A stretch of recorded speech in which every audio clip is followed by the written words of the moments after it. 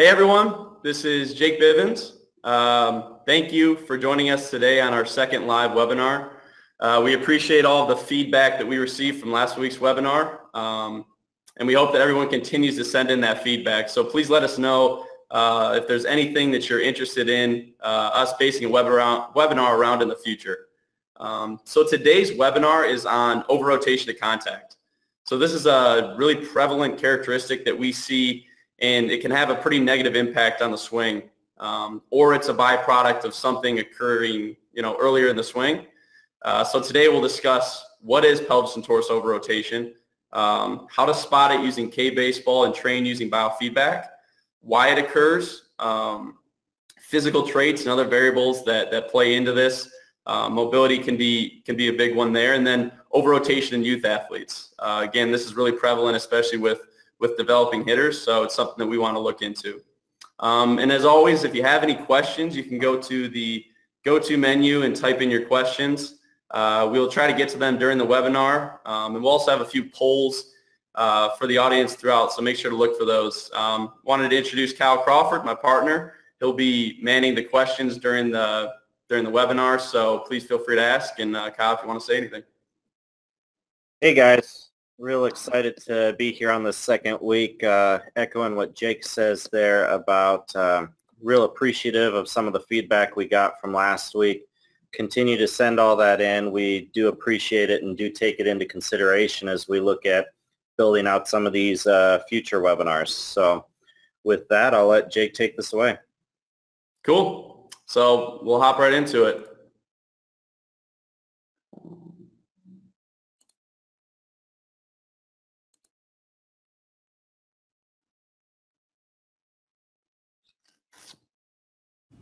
All right, today we're going to talk about pelvis and torso over-rotation to contact. First off, what is it and what does it mean for the swing?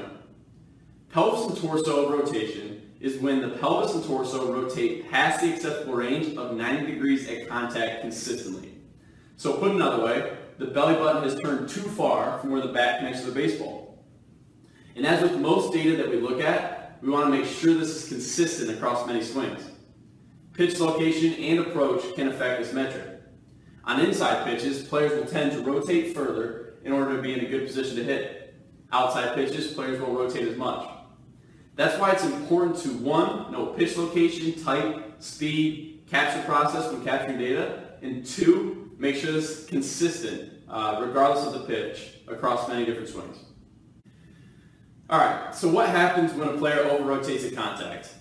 1, the player may struggle to make consistent hard contact with the pitch away because they're pulling off the ball. Another thing that will happen is the bat may lag as the pelvis and torso continue to rotate, which will result in a non-connected swing. Instead of transfer that energy to the bat on time and in sequence, over-rotation may cause a loss of energy in the swing, which is essential for power. And lastly, the player may show poor deceleration patterns in the kinematic sequence graph due to the pelvis and torso getting 90 degrees or greater at contact. And strength, mechanics, mobility, body control all play a big role in this, which is why it can be such a difficult hitting concept to grasp, especially for developing hitters. It's also important to screen your players to understand their movement capabilities and why they might be making certain movement at this point in the swing. Okay, let's talk about over-rotation in youth athletes for a second. So as we mentioned before, strength, mechanics, mobility, and body control all play a role in being in a good position at contact. Youth athletes are still developing a lot of the functional strength needed to stabilize and decelerate or hit against a firm front side. They're usually very hypermobile, allowing them to turn and rotate much greater than most adults or pros. So with some functional strength deficiencies coupled with hypermobility, true body control may be lacking as well. And so it's important that we know these things when analyzing data and training youth athletes. And for sure, we want to train towards our elite ranges and really build those good habits, but we should take into account that there could be some underlying difficulties at play. All right, so as mentioned, one of the final things to consider when looking at pelvis and torso rotation numbers at contact is approach and stride angle. Each player is different with where they land their front foot at attack position, but this can affect the rotation numbers of contact. So if a player is stepping with a closed angle, they may not rotate as much as a player who steps more open. We may only see 6 degrees of pelvis rotation with a player that steps towards home plate and 90 degrees with a player that steps away. And here again, it's important to note the stride angle of the player because it may affect their metrics. It may also provide some really good insights as to if their landing position is affecting their swing, both good and bad. So we must also ask the question, what is this player's approach? Are they trying to hit the ball to the opposite field? Are they cheating the pitch in? Or is the pitcher consistently pitching them in one spot? We must consider these when looking at this metric. There are some really good hitters professionally that consistently only get to 60 to 70 degrees of rotation at contact because they are trying to work the other way. On the other hand, some great players have, hover around 90 degrees because they're hunting the pitch in. So whatever the approach of the player is, again, we want to recognize this and investigate what this means for this metric in their swing. So that's how we define pelvis and torso rotation at contact and some key things to look for when analyzing and training.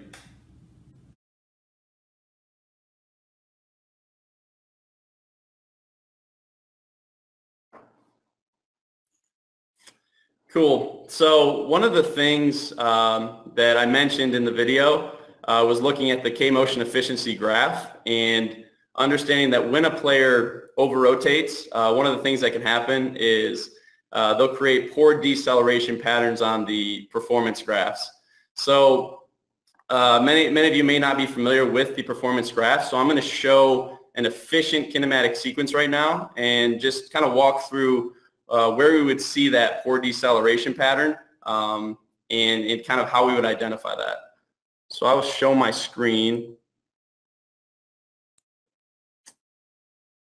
Cool. So if everyone can see my screen now, up here I have, our efficient kinematic sequence graph. So this is the example graph that we actually have in the K-Baseball software. And one of the big things you notice with this is as each of these body segments hits its peak, it has a really sharp decline. So we always say we want to see black diamonds, not rolling hills. So one of the things we notice is that, when we're looking at the pelvis, that red line, it kind of sharply decelerates towards contact. And one of the things we'll notice when a player is over-rotating and they're not transferring energy efficiently is this will kind of plateau. So instead of sharply decelerating towards that x-axis or that zero line, it'll flatten out, and they won't really come to a full stop and be able to transfer that energy when they're over-rotating. So I just wanted to give everyone a quick view of the kinematic sequence graph if you're not familiar with it. Cool. So we'll also have some polls going on here, and again, if you want to ask any questions, feel free to ask them in the go-to menu. We'll be answering those throughout, and Kyle will answer those as we go. So we'll do a quick poll here. Let's see.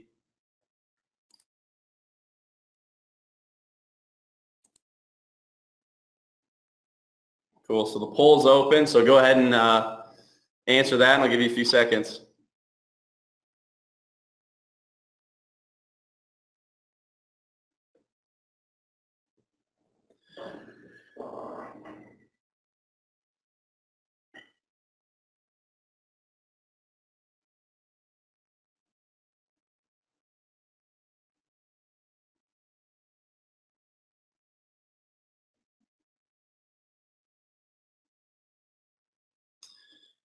All right, 60% of the votes are in. Give it a few more seconds here.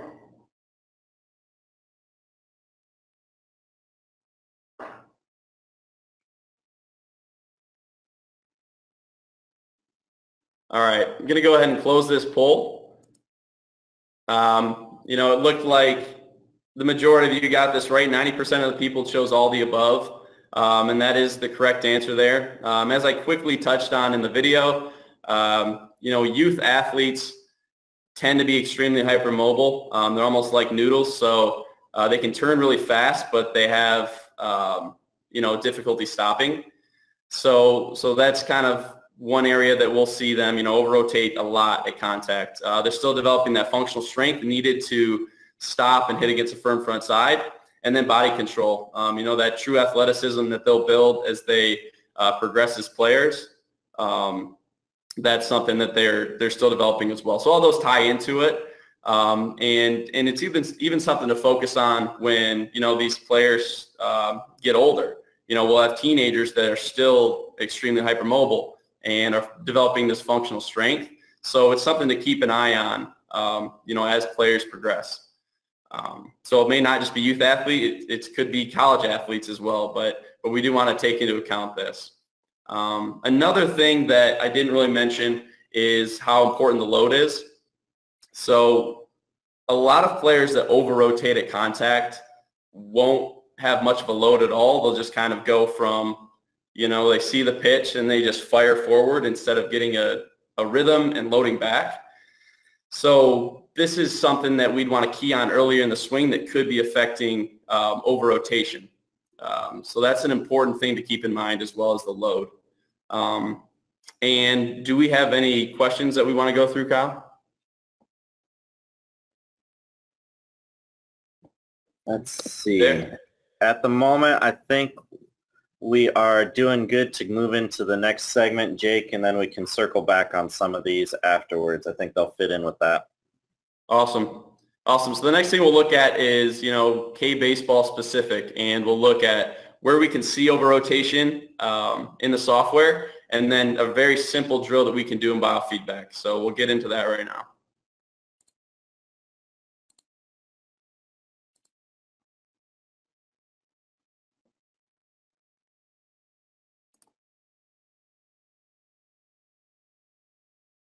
Okay, so let's look at a few places in the software where we can see pelvis and torso rotation and contact, and then we'll look at how we can train this in biofeedback. So first, we'll start with tiles in live capture mode. In tiles, we can select pelvis and torso rotation either by selecting the tile specifically or selecting it through tile templates. Either way, we can see the metrics in live time as the player is swinging. So if we're working on this metric with the hitter, after each swing, we can instantly see if they're improving or staying the same. This is great for cage sessions when we want to keep a good flow while still monitoring our training. So the next area that we'll focus on is animation playback. So in animation playback, we have a few hotkeys. So M throws metrics on the screen, K throws the K bar and K angle, and then V key changes the view. So with these metrics up, we can play through the swing at full speed. We can pause at any point, and we can hop to heel strike first move at contact. So once we're at contact, we're able to notice this player is over-rotated.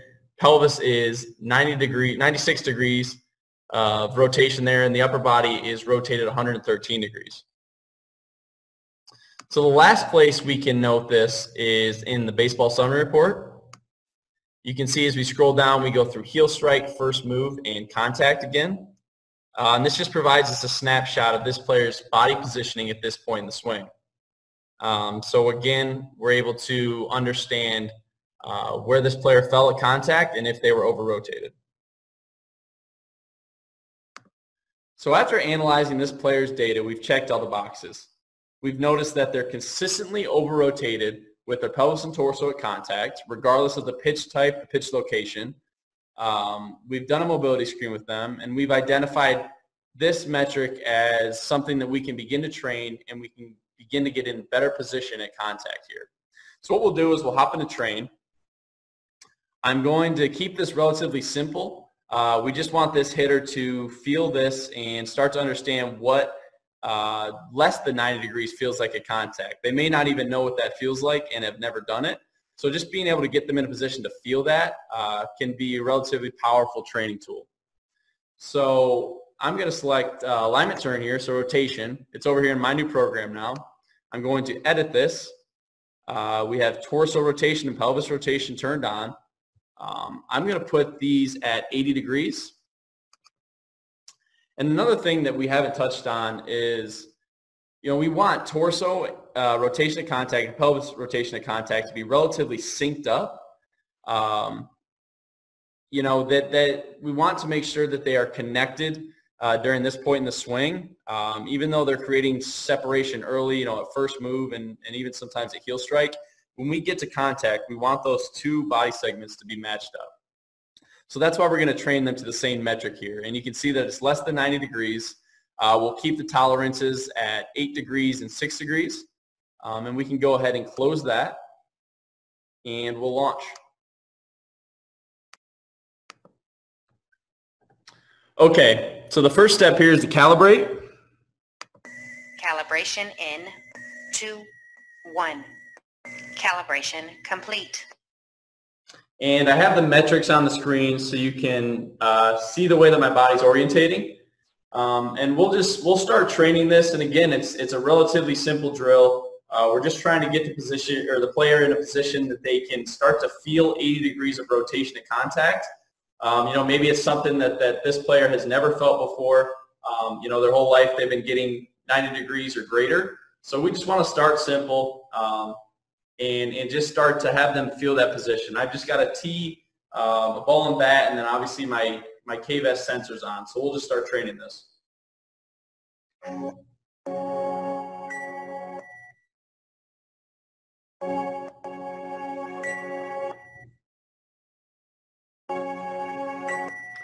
And here I'm not even taking a full swing. You'll notice that I'm going pretty slow to contact. And again, this is a very simple kind of entry-level drill that we'll just want to start training to make sure that they can feel this positioning. There will be more advanced drills that we can start doing here, and we can begin to take full live swings at full speed. But right now we're just trying to get the basics of feeling this turn and making sure that we're stopping in a good position.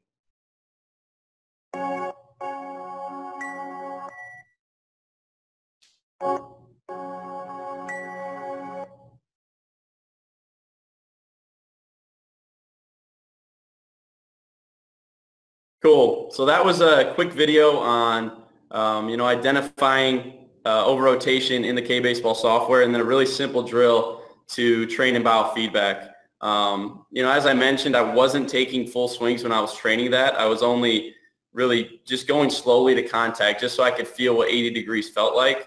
But one thing you can do in biofeedback that we didn't mention there is you can take the timers down to 0 so that you can go through a full dynamic swing and see if you can hit that position at contact. So very simple drill, but just wanted to show everyone how we could find those in the K-Baseball software. So we'll ask another poll question here. Should be relatively straightforward.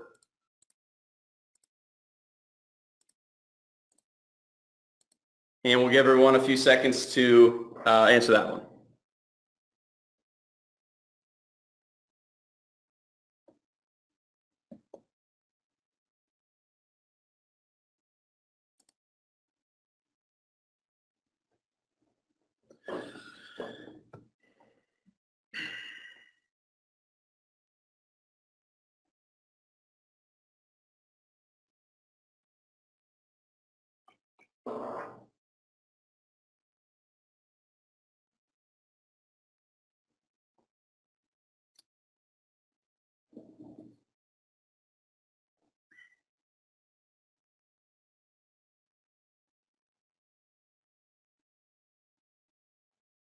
Cool. Give everyone a few more seconds to vote here.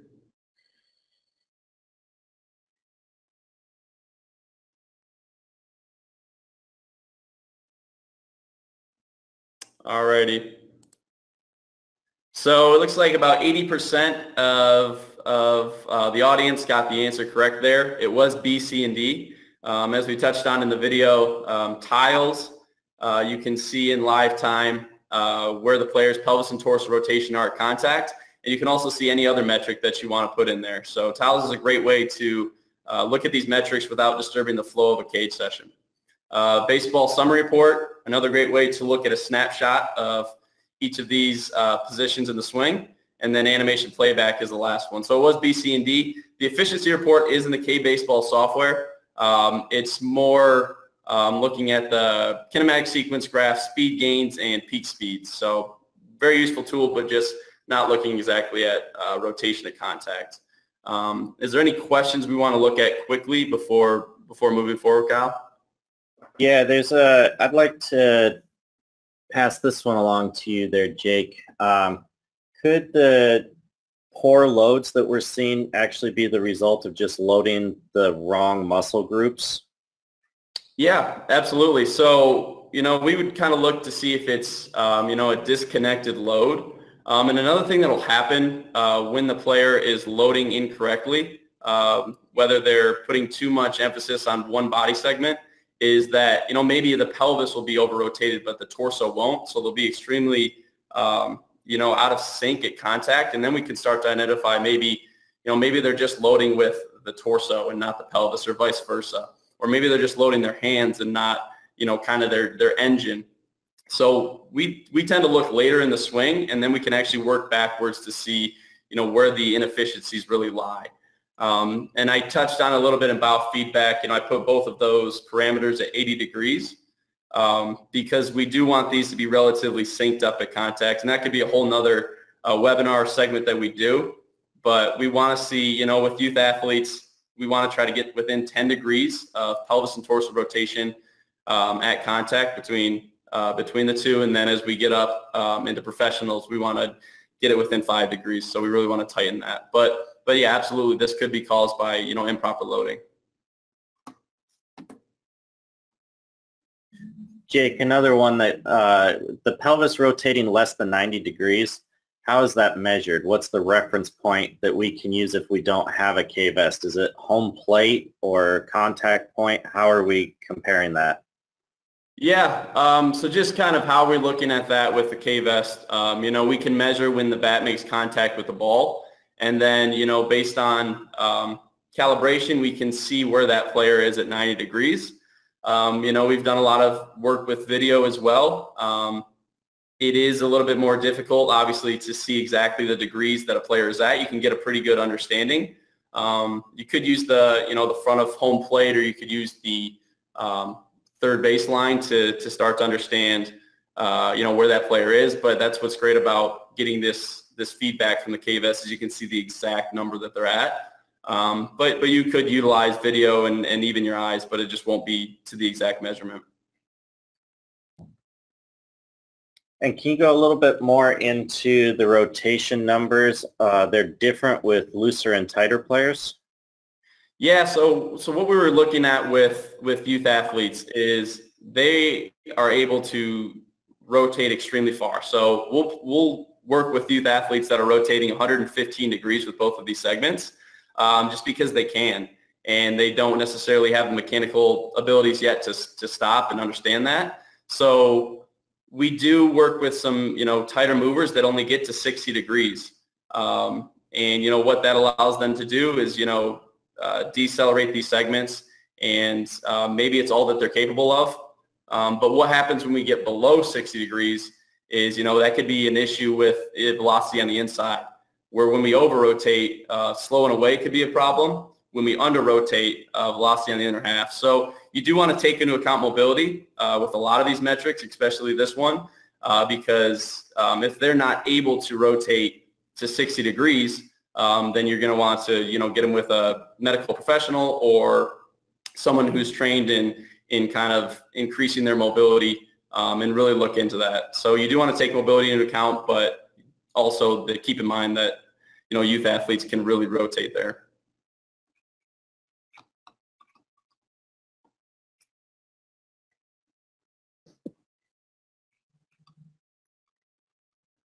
Anything else there, Kyle?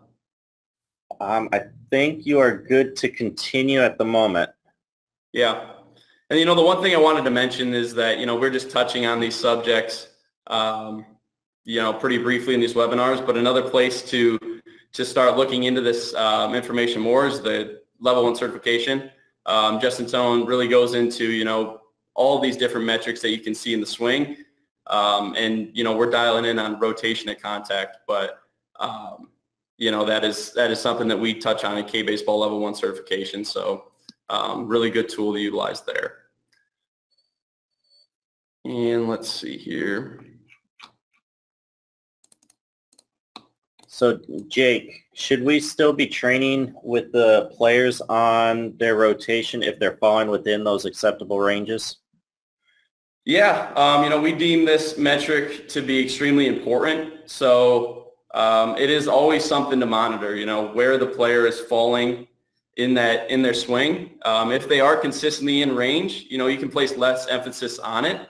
But I think it's still really important to make sure that they're training, to this metric and biofeedback. And then also the next thing is, making sure the pelvis and torso is synced up. So with all these metrics, when you're doing them well, you want to keep doing them well. You want to really focus on your strengths. So I think it is important to continue to train this, even if you're doing it correctly, and then make sure you're not falling into worse habits there.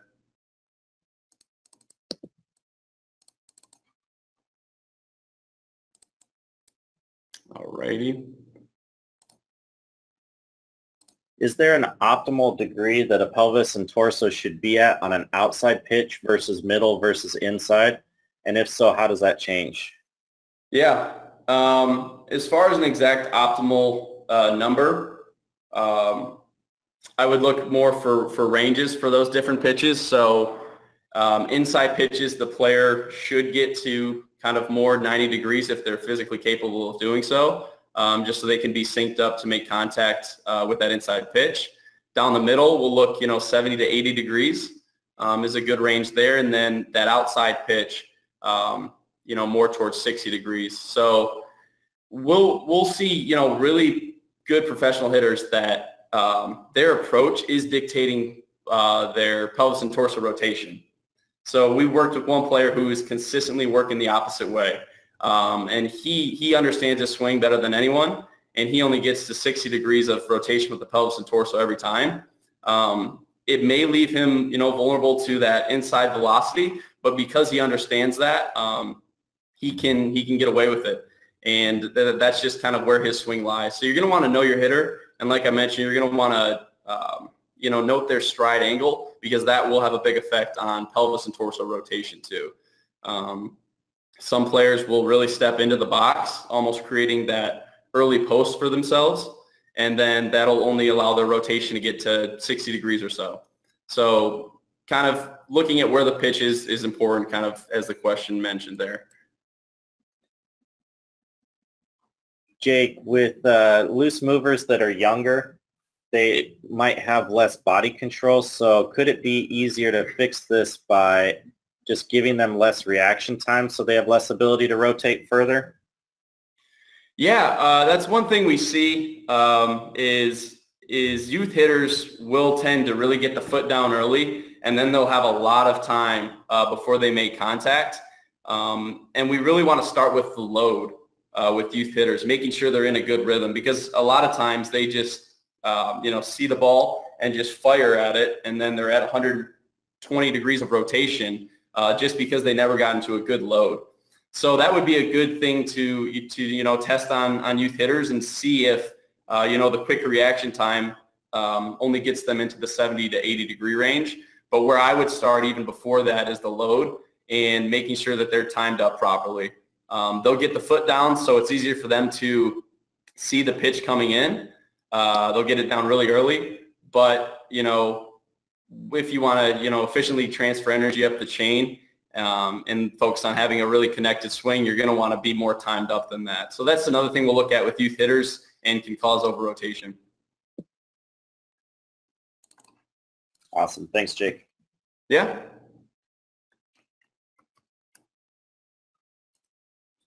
If anyone has any more questions, please feel free to keep adding them to the questions box on the GoTo panel.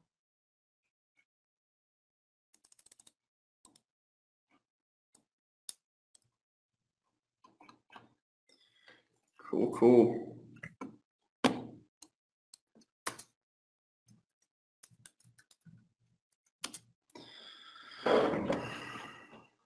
So I think that is all the questions we received, right, Kyle?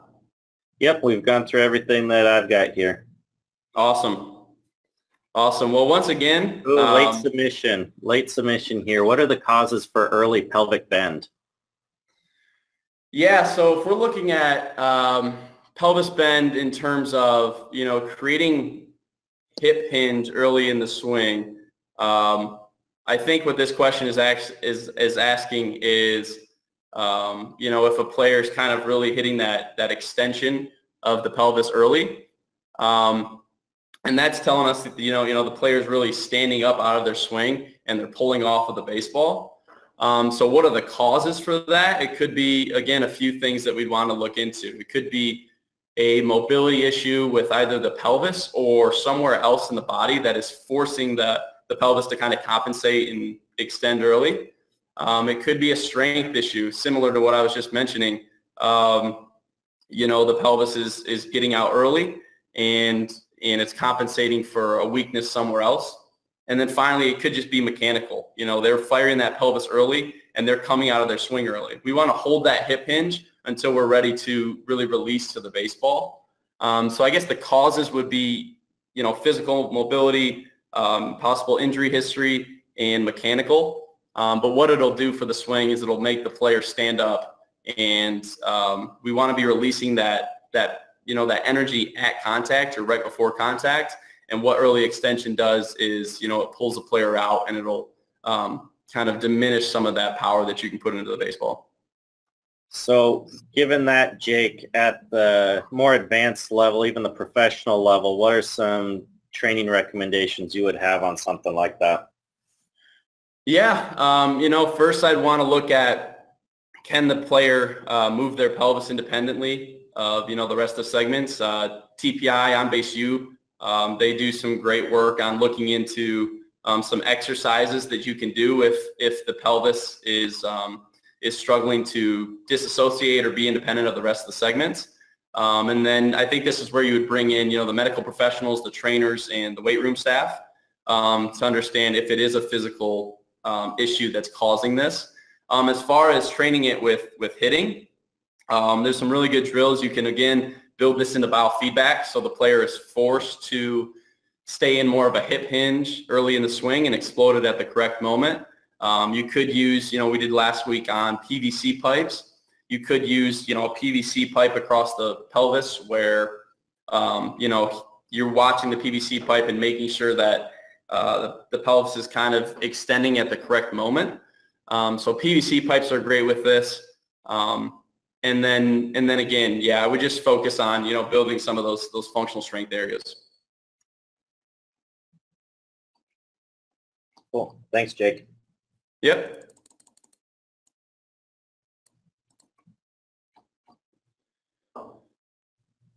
Cool.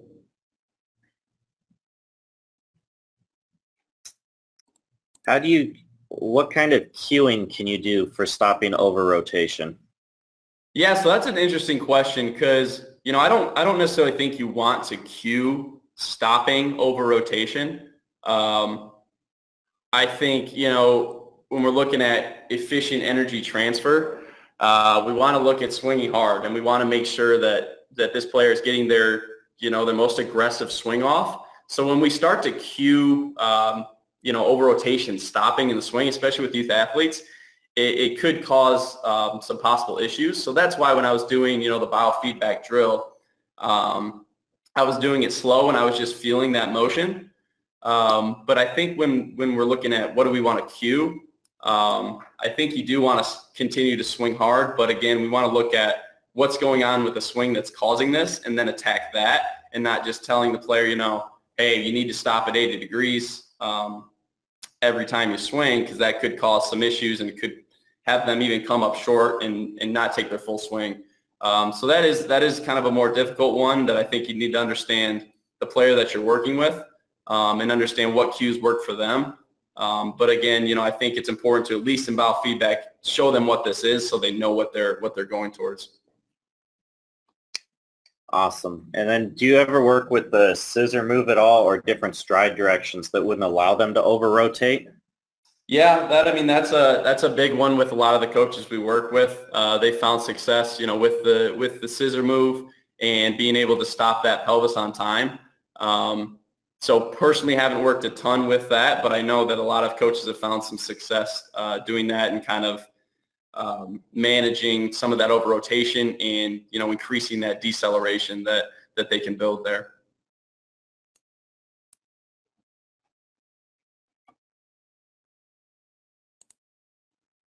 All right, all good on my end, Jake. Yeah, and again, the different stride angles. I just think that's an important one to keep harping on because, if a player is stepping open and you notice that, they are going to rotate more. They're going to allow themselves to rotate more because they're opening up that pelvis. So if you immediately see these numbers in the 110s, 120s, I think you should start looking at first that stride angle and seeing if they are stepping open, and same on the other side with the closed angle. Both extremely important to look at there. So cool. Awesome. Well, if we don't have any more questions, again, kind of looking at future webinars, I think the next week our topic will be, training some on-base U physical screens, TPI, in biofeedback. So that'll be an exciting one to see how you can, if you are TPI or on-base U certified, how you can do biofeedback screens and really get the exact numbers there. So we'll look into that next week. And again, we want to hear from the audience on topics and things you guys want to hear. You guys are the ones working with the system, so we want to know what you're interested in hearing. And yeah, we appreciate the engagement and the questions, and hope everyone's staying safe and healthy. And thanks for joining us today. Cal, do you want to add anything else? Nope, I think I'm all good. I echo all of that. I appreciate everyone's time today coming and jumping and listening to what we have to say, and I look forward to seeing all you guys next week on our next one. Awesome.